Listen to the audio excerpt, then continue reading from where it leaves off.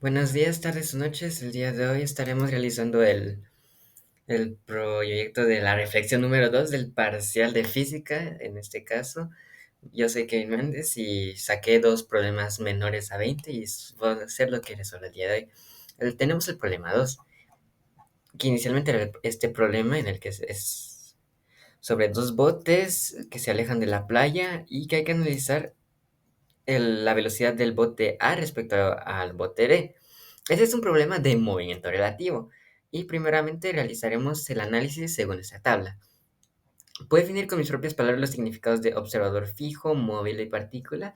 Sí, el observador fijo es uno que se queda fijo, que no cambia de posición en el problema.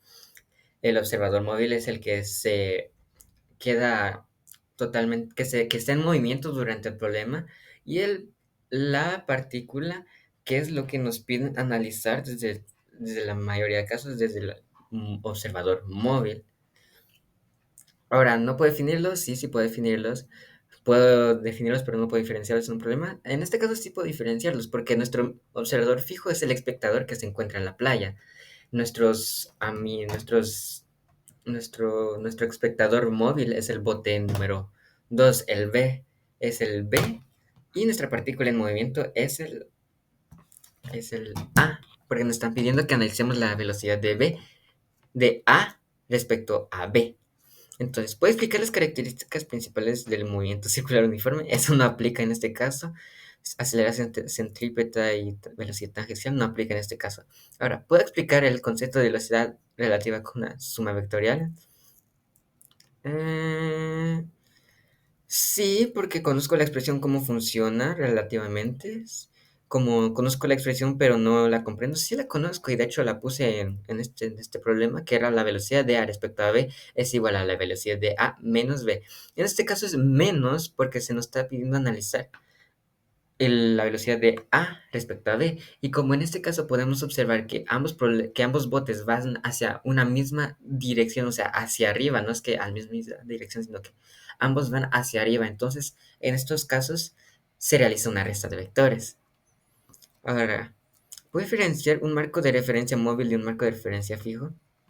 Sí, en este caso sabemos que, por ejemplo, el marco de referencia fijo se queda estático en todo el problema, no se mueve. En cambio, marco de referencia es móvil, se refiere a un punto que va cambiando de posición en todo el problema o respecto a un cierto tiempo que nos indica el problema.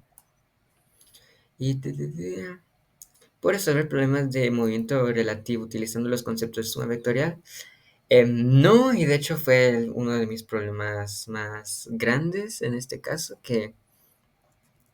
o sea, sí sabía que se había que realizar una resta vectorial algebraica y todo eso, diferenciando lo que eran los componentes en eso, pero cometí un error y es que yo no agarré mi marco de referencia correctamente, que era el espectador, y agarré todo como un eje positivo.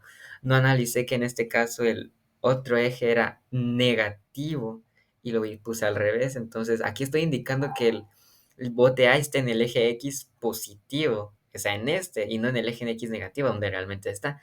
Entonces por eso fue que lo saqué mal en eso, no, el resultado no es donde debería estar. Ahora, ¿me puedo resolver el problema porque cometí errores en la suma vectorial? Sí, de hecho fue eso, de que no pude resolver el problema porque hice el planteamiento de forma correcta. El planteamiento sí está correcto porque sí entendí la suma, que había que hacer una resta, suma vectorial.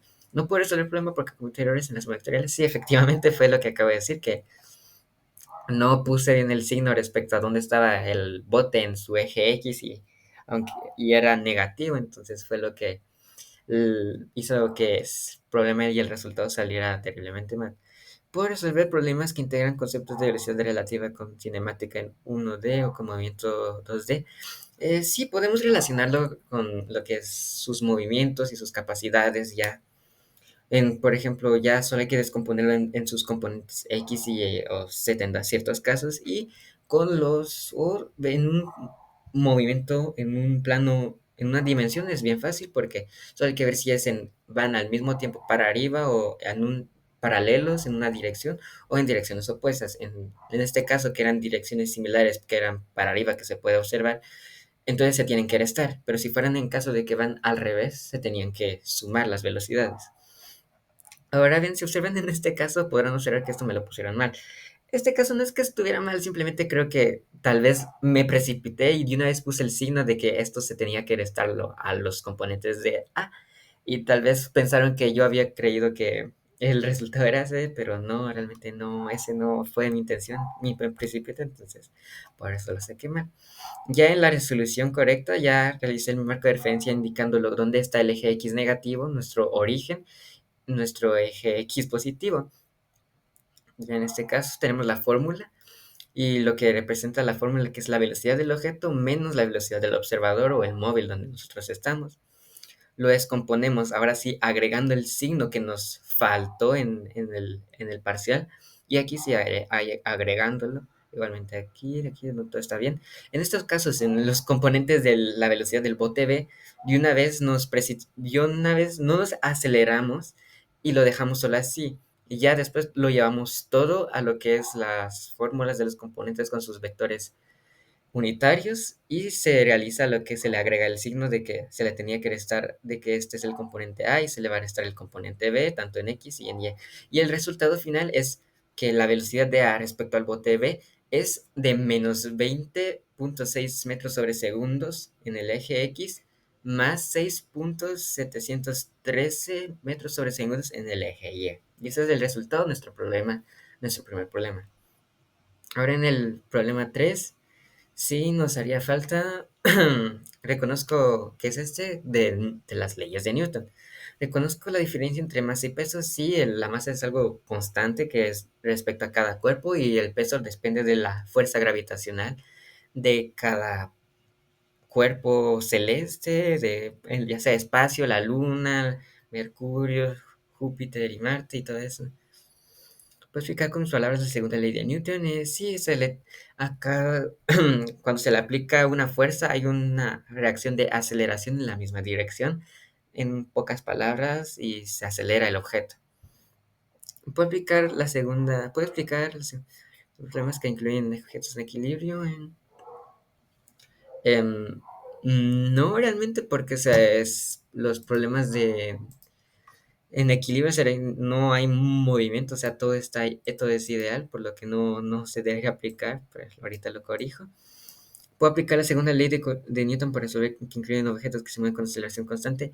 Sí, a esto sí les tiene que aplicar, no sé por qué lo puse al revés, disculpe. A esto sí se les aplica por la segunda ley de Newton, porque como se están moviendo con aceleración, entonces sí habría que ponerlo.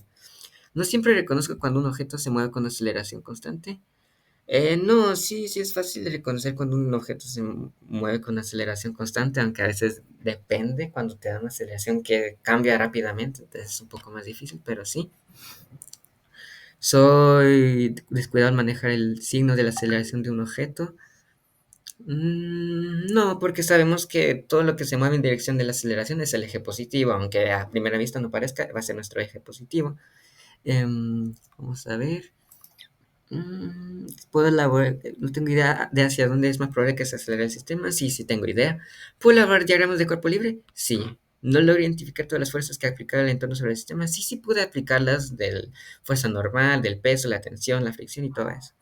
Coloco las fuerzas que eran, pero no en la dirección correcta. Sí podemos, sí, yo sí puedo aplicarlas. En ese problema sí supe, la tensión va para allá, la fricción se opone al movimiento del la fuerza normal es perpendicular y el peso siempre es para abajo. No comprendo la diferencia entre no puedo interpretar la información que me sale, si la puedo interpretar, no puedes componerla de una fuerza en componentes X y Y, sí puedo interpretarlo en X y Y, eso no hay duda porque sí podemos descomponerlo. ¿Sume aceleraciones con fuerzas? No es necesario. Posee los conceptos y instalaciones necesarios para resolver algebraicamente un sistema de ecuaciones simultáneas. Sí podemos despejando una fórmula ya sea en eje Y, en eje X respecto a la masa 2 a la masa 1. Entonces, por ejemplo, en este caso se despejó la tensión y se le aplicó a la fórmula que está en el eje X de la masa 1. No. No comprendo la diferencia entre coeficiente de fricción y fuerza de fricción. El coeficiente de fricción, ¿puedo explicar detalladamente con base en una gráfica cómo actúa la fuerza de fricción en un tiempo? No, realmente no sé identificarlo muy bien. Comprendo la diferencia entre coeficiente de fricción y fuerza de fricción. Em, Sí, la de coeficiente de fricción se refiere a la fuerza a la pequeña oposición que se opone de un movimiento respecto a mientras se mueve, el roce para que éste se detenga y ya no haya movimiento. En cambio, la fuerza de fricción es totalmente opuesta al movimiento que se realiza el objeto. El coeficiente de fricción no realiza tanto la parte ahí. No reconozco en qué dirección actúa la fricción. Esta siempre es opuesta al movimiento, a donde se va el movimiento. No reconozco la fricción estática de la cinética. La fricción estática se refiere a cuando un objeto está en reposo y se tiene que le aplicar la fuerza para poder empezarlo a mover. Y la cinética se refiere a la fuerza que opone cuando éste ya está en movimiento. Comprendo cómo actúa la fuerza de fricción, pero no puedo calcularla. Sí, sí puedo calcularla, solo es despeje con la fuerza normal y el coeficiente de fricción. Reconozco el concepto de peso aparente y resuelvo problemas relacionados con este cuerpo. Sí, sí puedo. Em, Puedo explicar problemas de leyes de Newton cuando el objeto se encuentra en un plano inclinado. No, y aquí está la razón, que no pude descomponer las fuerzas por el ángulo, porque no coloqué bien el ángulo. Y en este caso fue lo que me traicionó, porque yo no supe y solo moví el ángulo en el que estaba el plano y solo lo puse aquí. Cuando tenía que realizar un triángulo, utilizar la congruencia de los 180 grados y eso fue lo que me salió mal. Aunque aquí por esta relación me salió mal, aunque el resto me haya salido bien. Aunque veremos esto, porque la atención sí la había tenido bien, como fue en la resolución correcta del parcial. Y el profesor ya me corrigió ese problema, es ese dato, entonces no está tan mal.